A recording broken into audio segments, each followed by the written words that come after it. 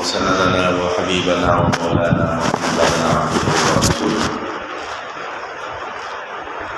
أما بعد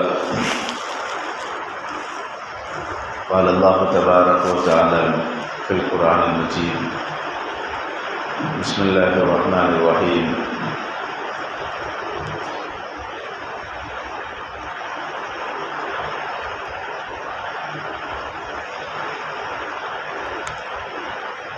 قل هل يستوي الذين يعلمون والذين لا يعلمون وقال في موضع آخر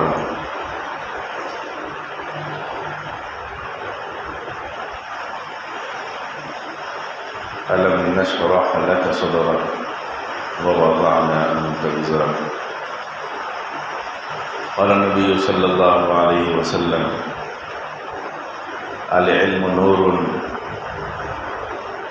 صدق الله مولانا العظيم وصدق رسوله النبي الكريم نحن على ذلك من الشاهدين والشاكرين والحمد لله رب العالمين.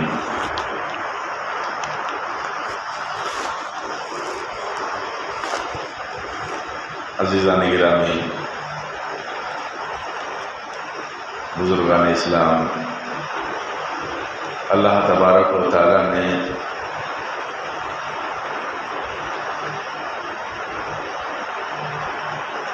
ساری انسانیت کی کامیابی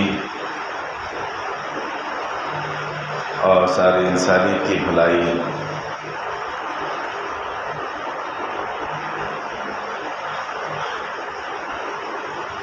علم الہی کے اندر رکھی ہے.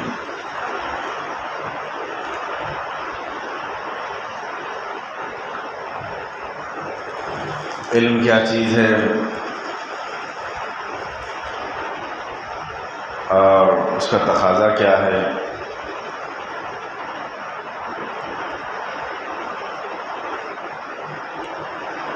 علم ایک نور ہے، نور الہی ہے. اللہ تبارک و تعالیٰ کی معرفت ہے. اللہ تبارک و تعالیٰ نے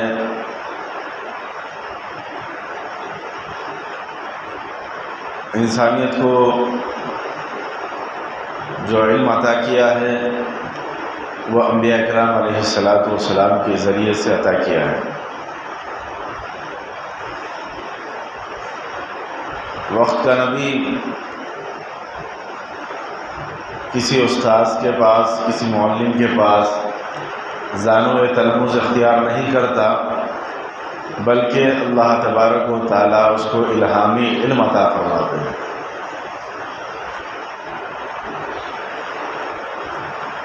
اس الہامی علم کے ذریعے سے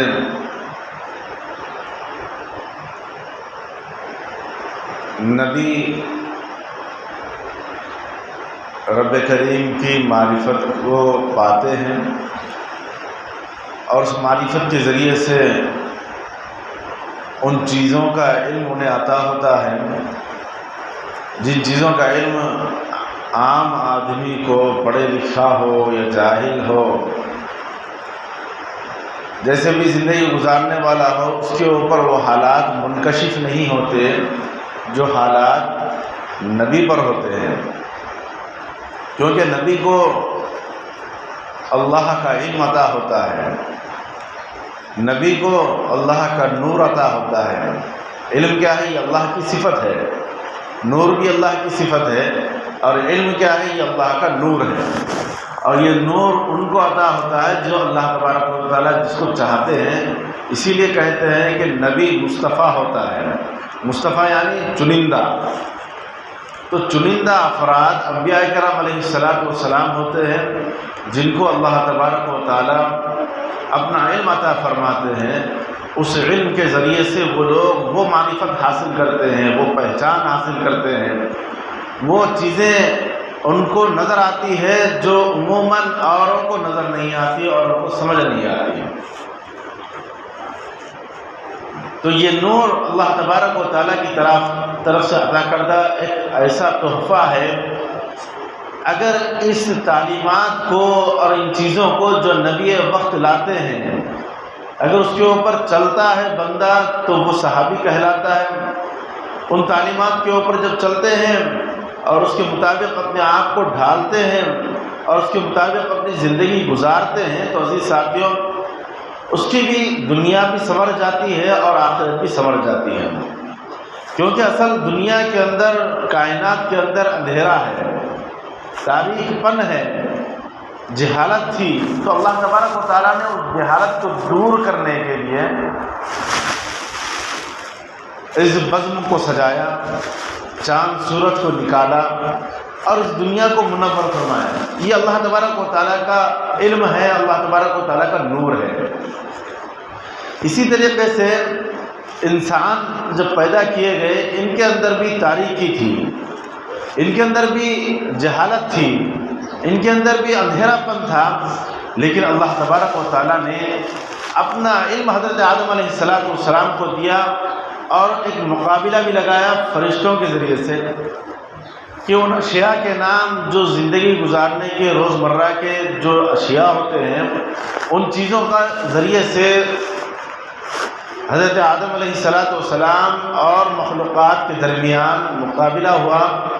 اللہ تبارک و تعالیٰ نے نوری مخلوقات، ناری مخلوقات تمام کو کہا جو جنت میں مقیم تھے کہ ان چیزوں کا علم کیا ہے، ان اشیاء کا نام کیا ہے، تو وہ بتانے سے قاصر رہے، لیکن باری تعالیٰ نے حضرت آدم علیہ السلام کو وہ علم عطا فرما دیا جو کسی بغیر معلم کے، تو حضرت آدم علیہ السلام ان چیزوں کا علم سے آشنا ہو گئے۔ تو جب حضرت آدم علیہ السلام ان چیزوں کے نام گنانا شروع کیے تو حضرت آدم علیہ السلام کی اس وصف کو اللہ تبارک و تعالیٰ نے علم سے تعبیر کیا اور اللہ تبارک و تعالیٰ نے ان کا مقام اور مرتبہ اتنا بلند کیا کہ جتنی اور مخلوقات تھی اور جتنے ناری نوری مخلوقات تھی ان سب کو اللہ تبارک و تعالیٰ نے حکم کیا آدم کو سجدہ کرے۔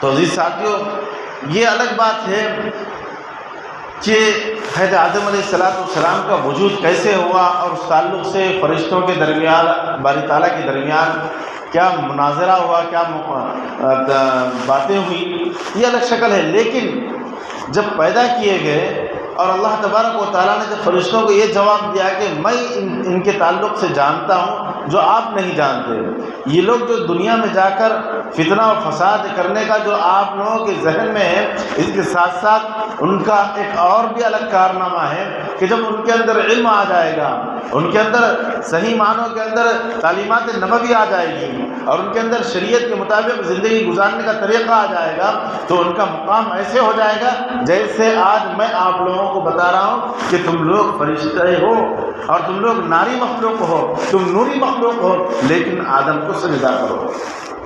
یہ وقت کب پڑا، یہ وقت کیوں آیا؟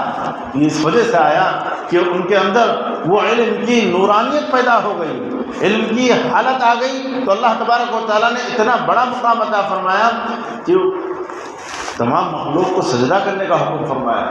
تو ہمارے اندر بھی تاریکی ہے، ہمارے اندر بھی جہالت ہے، لیکن ہم جب نور نبوت سے، شریعت کے نور سے ہم جب علم لیں گے، شریعت کے مطابق اپنی زندگی کو ڈھالیں گے تو عزیز ساتھیوں ہماری زندگی بھی ایسی منور ہو جائے گی اور ایسی بہترین پائیدار ہو جائے گی کہ بڑے سے بڑے سورما ہم سے عزیز ساتھیوں قدر سے بات کریں گے۔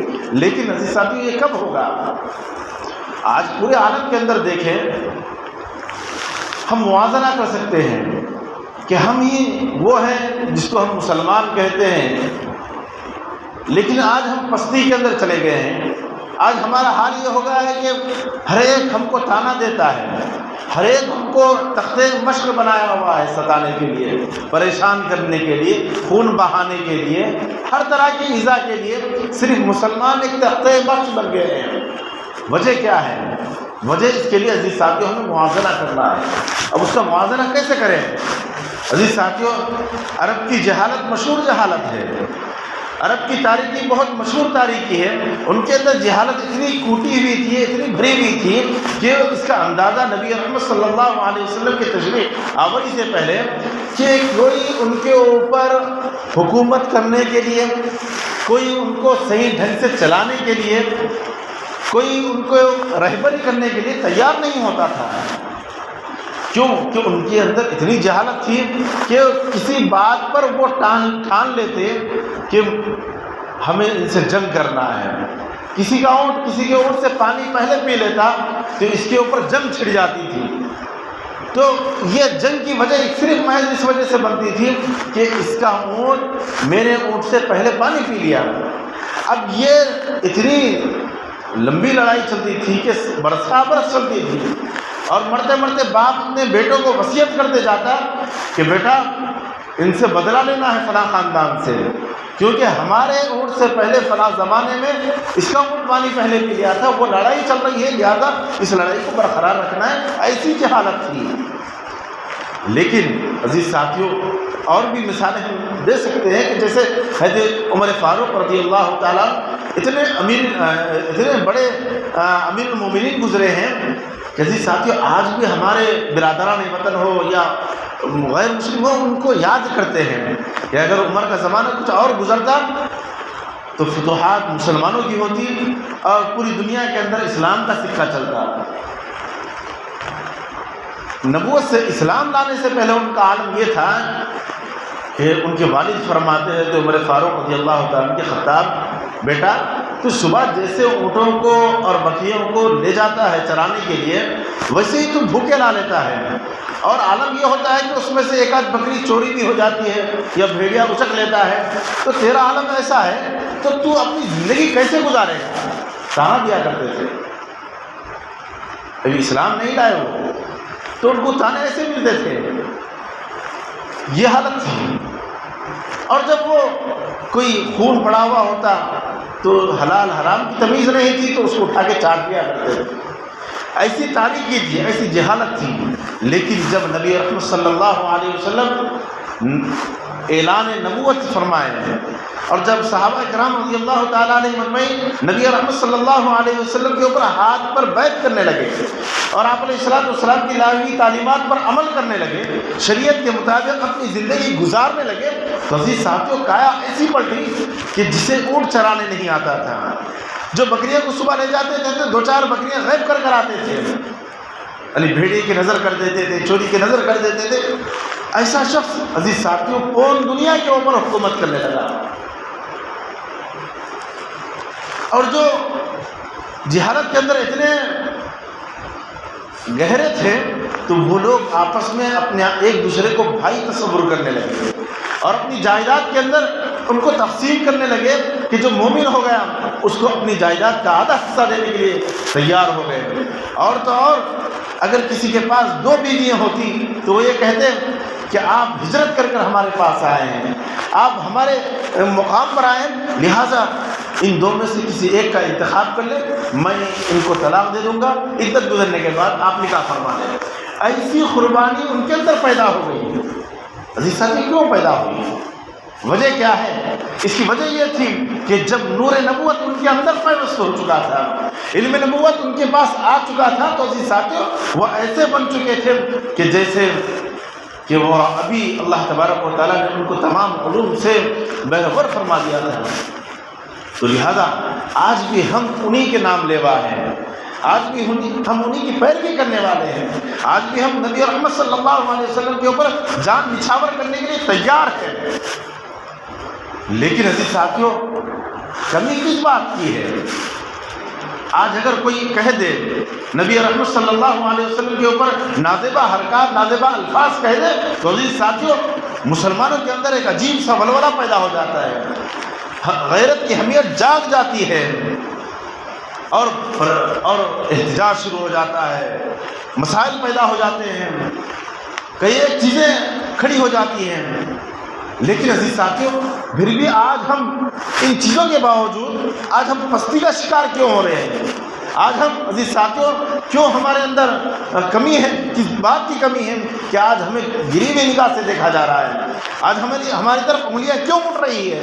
آج مسلمان ہونے کے ناطے ہمیں کیوں ستایا جا رہا ہے؟ اس کا بھی ہمیں جائزہ لینا ہے، اسے بھی ہمیں غور کرنا ہے۔ وہی صحابہ تھے، وہی صحابہ کرام رضی اللہ تعالیٰ علیہ مجمعین تھے جو حالات سے دیگر لوگ تھے، لیکن جب نبوت کے اندر دائرے میں آ گئے تو عزیز ساتھیوں جہاں جاتے فتوحات ان کے قدم چومتی، جہاں جاتے ان کی قدر کی جاتی، جہاں جاتے ان کو عزیز ساتھیوں قدر کی نگاہ سے دیکھا جاتا، اور جہاں جاتے لوگ ان کو عزت سے اپنے ملک کے ملک دے دیتے ہاتھ میں۔ حالانکہ کوئی قتل غارت نہیں، کوئی جنگ و جدال نہیں، بلکہ صحابہ اکرام صرف تجارت کی غرض سے نکلتے اور اپنے معاملات صرف تجارت سے بتاتے۔ تو عزیز ساتھیوں محض اس وجہ سے وہ لوگ اتنا پھیل گئے، اور ان کے ان نظریات کی وجہ سے، ان کے ان معاملات کی وجہ سے لوگ خود بخود عزیز ساتھیوں ایمان کے اندر، اسلام کے اندر شوق سے، ذوق سے عزیز ساتھی داخل ہوتے تھے۔ شہر کے شہر، گاؤں کے گاؤں، دیہات کے دیہات، ملک کے ملک عزیز ساتھی فتوحات کا نظارہ دیکھتے تھے۔ ہرقل کا واقعہ مشہور ہے، صحابہ کرام رضی اللہ تعالیٰ عنہم اجمعین کی ایک جماعت وہاں پر تجارت کی غرض سے گئی ہرقل کے علاقے میں، تو ابو سفیان کا قافلہ، ابھی ابو سفیان رضی اللہ تعالیٰ عنہ ابھی ایمان نہیں لائے، ان کا قافلہ بھی وہاں پر ہرقل کے مقام پر پہنچ گیا۔ جب صحابہ کرام رضی اللہ تعالیٰ عنہم اجمعین جب تجارت کرتے تو لوگ ان سے ملاقاتیں کرتے تو ایمان لا لیتے صرف تجارت کے اوپر۔ تو ابو سفیان اپنے قافلے کو لے کر دربار میں پہنچ گئے اور شکایت کی کہ یہ لوگ ہمارے یہاں سے بھاگ کر آئے ہیں، ان کو ہمارے حوالے کر دیں، اور یہ لوگ ان کے پاس ایسی چیزیں ہیں کہ ان کے پاس جادو ہے، ان کے پاس فلاں ہے، جو شکایتیں ہوں گی وہ شکایتیں کی۔ یہ ان کے اسلام کے اندر، ان کے دین کے اندر لوگ کلمہ پڑھ کر داخل ہو جاتے ہیں، ہمارے اسلام کو اور اپنے آباء اجداد کے ایمان کو قبول نہیں کرتے، اس کو ٹھکرا دیتے ہیں۔ تو ہرقل نے چند سوالیں کیے، کیا ان کے ماننے والے کوئی طاقتور اور بڑے ہی پیسے والے ہیں؟ تو ہرقل نے صاف جواب دیا، نہیں ایسی بات نہیں ہے، بلکہ کمزور لوگ ہیں، پیسے والے نہیں ہیں۔ کیا نبی رحمت صلی اللہ علیہ وسلم کسی کو زبردستی ایمان قبول کراتے ہیں؟ یعنی وہاں پر بھی وہ لوگ ابھی ایمان نہیں لائے، لیکن صاف گوئی ان کے اندر موجود تھی، صدق۔ اللہ تبارک، اللہ کے نبی صلی اللہ علیہ وسلم نے فرمایا الصدق ینجی والکذب یہلک، سچائی نجات دلانے والی ہے اور جھوٹ ہلاکت کی طرف لے جانے والی ہے۔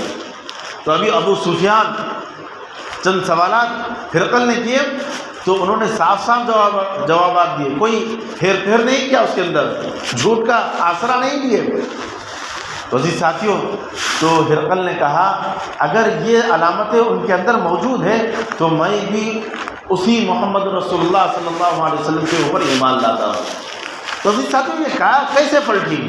صرف اس وجہ سے پلٹی کہ انہوں نے نبی احمد صلی اللہ علیہ وسلم کی تعلیمات کے اوپر عمل ہی نہیں کیا، بلکہ ایسا عمل کیا کہ جس کے ذریعے سے عزیز ساتھیوں ایسے ثمرات پھیلے اور ایسے حالات پیدا ہوئے کہ لوگ اگر وعدہ کرتے تو ان لوگوں سے وعدہ کرتے کہ یہ ہماری امانتیں آپ کے پاس رکھتے، کیونکہ آپ کے پاس امانتیں ضائع نہیں ہوں گی۔ اگر کہیں جاتے سفر پر تو اپنی اولاد کو، اپنی بچیوں کو صحابہ کرام رضی اللہ تعالیٰ علیہ مجمعین کے گھر رکھ کر جاتے کہ یہ اگر بچیاں آپ کے پاس رہیں گی تو صحیح سلامت رہے گی۔ یعنی غیروں کا تاثر یہ تھا کہ صحابہ اکرام سے ایسے متاثر ہوتے ہیں۔ اور جب عزیز ساتھیوں جب اتنے پاورفل ہو گئے وہ لوگ صحابہ اکرام رضی اللہ تعالیٰ علیہ مجمعین کہ جن کو حالات بالکل نامناسب تھے ایمان لانے سے پہلے، لیکن جب ایمان لا لی تو ایسے حالات ہو گئے کہ وہ جہاں جاتے وزیر بن جاتے، جہاں جاتے ملک ان کے قدموں میں آ جاتی۔ قیصر و کسریٰ جو بڑے ہی نامور سپر پاور طاقتیں سمجھی جاتی تھی اس زمانے کی، وہاں کے قاصد آئے حضرت عمر فاروق رضی اللہ تعالیٰ عنہ سے ملاقات کرنے کے لیے۔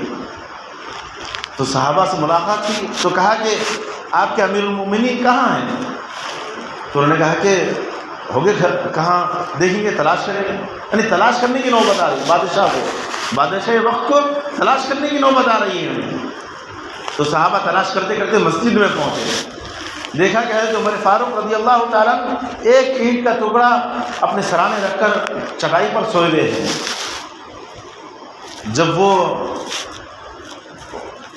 آئے، لوگ آئے اور ملاقات کیے، جو سفیر تھے اٹھے، دیکھا تو ان کے اوپر روب طاری ہوگا صرف دیکھنے سے، حضرت عمر فاروق رضی اللہ تعالیٰ سے ملاقات سے رعب طاری ہو گیا کہ آپ کا امیر المومنین جو اتنا بڑا ہے اور اتنی فتوحات اس کے ہاتھ پر ہو رہی ہے اور اتنی بڑی دنیا کا وہ مالک ہے، وہ اس انداز سے سو رہا ہے۔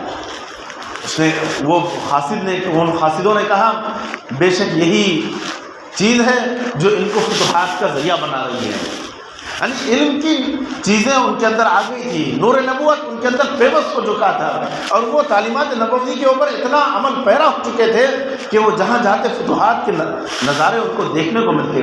تو لہذا عزیز ساتھیوں، آج بھی ہم کامیاب ہو سکتے ہیں، آج بھی ہم دنیا کے اندر عزیز ساتھیوں کامراں ہو سکتے ہیں، آج بھی ہمارا فتوحات ہمارے قدموں میں آ سکتی ہے، آج بھی عزیز ساتھیوں دنیا کی حکمرانی ہم لے سکتے ہیں، لیکن شرط یہ ہے کہ ہم اس چیز کو اپنائیں جس چیز کو صحابہ کرام رضی اللہ تعالیٰ علیہ مجمعین نے اپنا کر کامیاب ہوئے تھے۔ اگر تم کامیاب ہونا چاہتے ہو تو پکے سچے مومن ہو جاؤ، یہ اللہ تبارک و تعالیٰ اعلان فرما رہے ہیں۔ تو عزیز ساتھیوں، آج ہمارا معاملہ دیکھیں، آج ہمارے حالات دیکھیں۔ عزیز ساتھیوں، ہم بات کرتے ہیں تو جھوٹ سے سہارا لیتے ہیں، ہم معاملات کرتے ہیں تو عزیز ساتھیوں ہمارے معاملات ایسے ہوتے ہیں کہ بغیر جھوٹ کے ہمارا کام نہیں بن سکتا، اور ہم اس بات کی صاف وضاحت کرتے ہیں کہ ہم کاروبار کر رہے ہیں صاحب، اگر ہم جھوٹ کا آسرا نہ لیں تو ہمارا کاروبار کیسے چلے گا؟ یہ ہمارا کام ہے آج، اور ہماری عزیز ساتھی پہچان ہو چکی ہے کہ کسی کو دھوکہ دینا، کسی کو پریشان کرنا،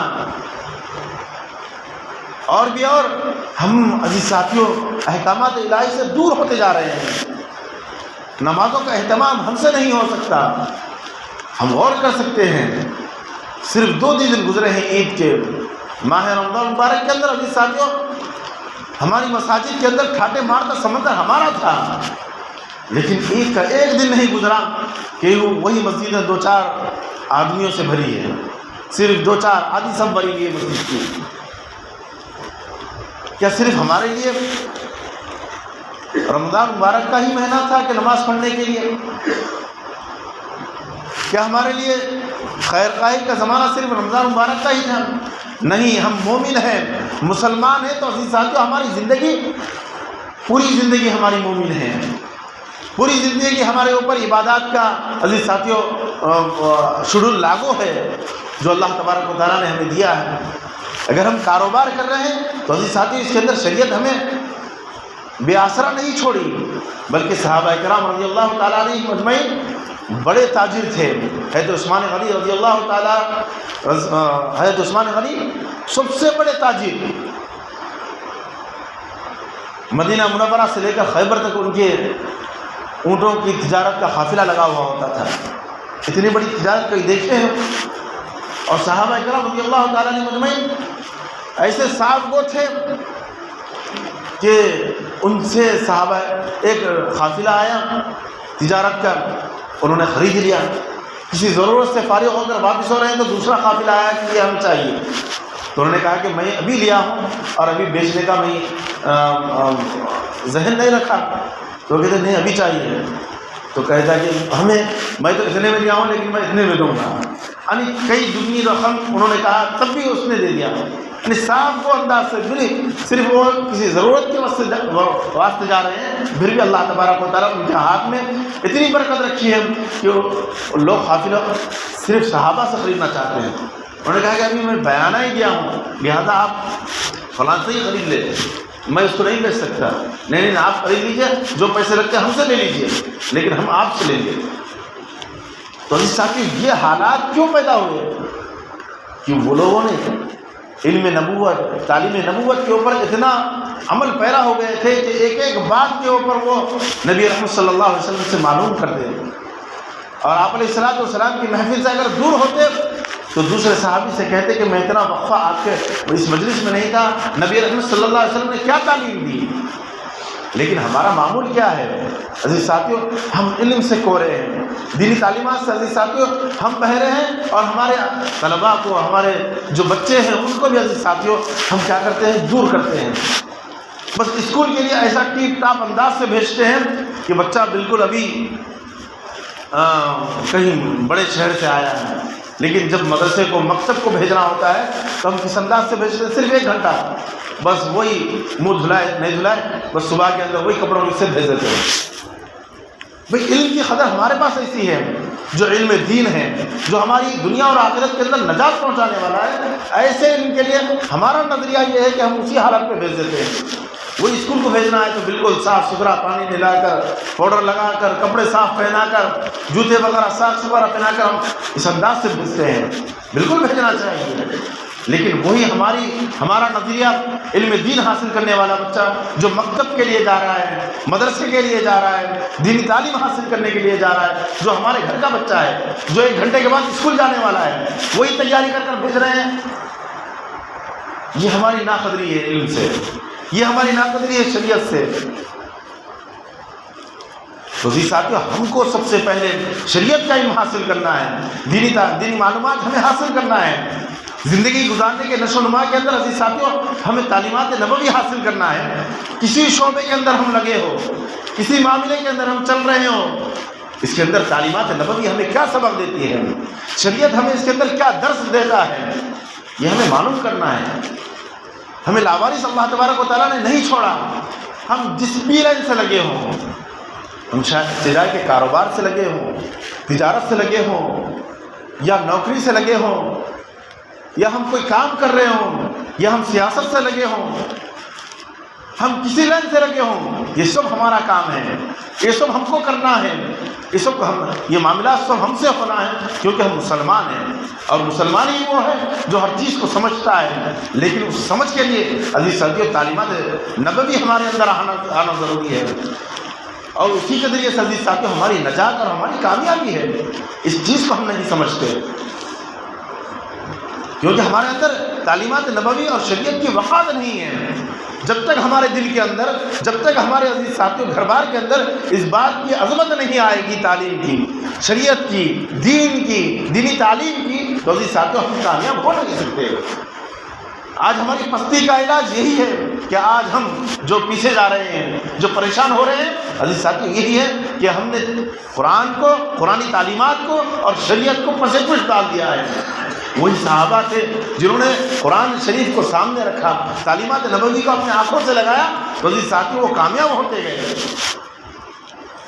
آج بھی عزیز ساتھیوں برادران وطن ہوں یا دوسری قوم ہوں، آج بھی ہمارے صحابہ اکرام رضی اللہ تعالیٰ علیہ مجمعین کے اوصاف بیان کرتے ہیں، اور نبی رحمت صلی اللہ علیہ وسلم کی تعریف بیان کرنے سے ان کی زبانیں سوکھ جاتی ہیں۔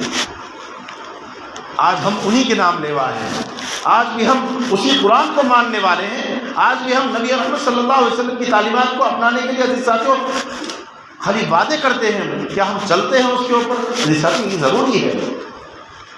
لہذا اللہ کے نبی صلی اللہ علیہ وسلم نے فرمایا، الصحابی کالنجوم ایہم اقتدیتم واہتدیتم، میرے صحابہ ستاروں کے مانند ہو، ستاروں کے مانند ہے، تم کسی کی بھی پیروی کر لو، تم کسی کے بھی نقش قدم پر چل جاؤ، تم کامیاب ہو جاؤ گے۔ آج ہماری کامیابی کا راز صحابہ کی تعلیمات اور صحابہ کی زندگی کے اندر چھپا ہوا ہے۔ آج ہم ان چیزوں کو چھوڑ دیتے ہیں اور ہم غیروں کی تعلیمات کے اوپر اور غیروں کی دیکھا دیکھی اس کے اوپر عمل کرنے لگتے ہیں۔ آج ہم یہود و نصارہ کی حلیہ اختیار کر کر ان کے جیسا ہم لیبل اختیار کر کر ان کی طرح ہم اپنی زندگی بنا کر عزیز ساتھیوں ہم سمجھتے ہیں کہ ہم کامیاب ہو گئے، حالانکہ اللہ کے نبی صلی اللہ علیہ وسلم فرماتے ہیں، من تشبہ بقوم فہو منہم، جو جس قوم کی، جن لوگوں کی پیروی کریں گے، کل قیامت کے دن ان کو ان کے ساتھ اٹھایا جائے گا۔ لہذا آج ہم اپنا جائزہ لیں اور اپنا محاسبہ کریں، اپنے ساتھ ساتھ اپنے گھر کا، اپنی اولاد کا اور اپنے ماحول کا، اور ہمارے ماتحت جتنے لوگ ہیں ان کا بھی جائزہ لیں، کیونکہ ہم بول سکتے ہیں ان کو، کیونکہ ہم امت دعوت ہے۔ ہمارا کام یہ ہے کہ ہم خود عمل کرنا ہے دین کے اوپر اور دینی تعلیمات کے اوپر، اور ان کو عمل بھی کرانا ہے۔ تو لہٰذا ہم اس بات کی فکر کریں کہ جس طریقے سے ہمیں دین کے اوپر، شریعت کے اوپر اور قرآن تعلیمات کے اوپر چلنا ہے، اسی طریقے سے ہمارے ماتحت ہماری اولاد ہے، ہمارے بیوی بچے ہیں، ہمارے گھر بار کا ماحول ہے، یا ہمارے نوکر چاکر ہے، یا جو ہمارے ماتحت افراد آتے ہیں، ان کو بھی اس بات پر چلانا ہے، ان کو بھی اس بات کی دعوت دینا ہے، یہ ہمارا فرض بنتا ہے۔ لہذا آج ہم بھی کامیاب ہو سکتے ہیں، آج ہم بھی کامراں ہو سکتے ہیں، مگر شرط ہے اول یہ ہے کہ ہم صحابہ والی زندگی اپنائیں، صحابہ والا طریقہ اپنائیں۔ تو اللہ تبارک و تعالی ہم سب کو ان باتوں کے اوپر عمل کرنے کی توفیق عطا فرمائے، اور موازنہ کرے کہ صحابہ والی زندگی نبوت سے ایمان لانے سے پہلے کیا تھی اور ایمان لانے کے بعد کیسی ہوئی۔ آج ہمارا حال کیا ہے؟ تاریکی کا ہوتا جا رہا ہے۔ لہذا اگر ہم اپنے اندر اور اپنے گھر بار کے اندر، اپنے شہر کے اندر، اپنے ملک کے اندر روشنی لانا چاہتے ہیں تو لہٰذا تعلیمات نبوی کو حاصل کرنا ہوگا، اور نبی رحمت صلی اللہ علیہ وسلم کی شریعت کے اوپر مکمل چلنا ہوگا، اور قرآن تعلیمات کو اپنی زندگی میں لانا ہوگا۔ اس کے لیے عزیز ساتھیوں، عظمت محبت ضروری ہے دینی تعلیم کے ذریعے سے۔ اور اس کی محبت کیسے؟ جیسے ابھی مثال دیا کہ اپنی اولاد کو جب مکتب بھیج رہے ہیں، دینی تعلیم کے لیے بھیج رہے ہیں، یا مول صاحب ٹیوشن پڑھانے گھر آ رہے ہیں، تو ہمیں کیا کرنا چاہیے؟ انہی عظمتوں کے ساتھ بچے کو بنا سنوار کے اسکول مدرسہ بھیجنا چاہیے، مکتب بھیجنا چاہیے۔ جب مول صاحب پڑھانے آ رہے ہیں تو ان کے پاس بھیجنا چاہیے۔ یہ عظمتیں یہاں سے شروع ہوتی ہے۔ جب ہمارے اندر قدر پیدا ہوگی تو عزیز ساتھیوں اس کی عظمت ہوگی، اور اس کا کام کرنے کے لیے شوق پیدا ہوگا۔ اللہ تبارک و تعالی ہم سب کو عمل کی توفیق عطا فرمائے۔ جو احباب سنت نے پڑھے سنت پڑھیں، وما علینا الا البلاغ۔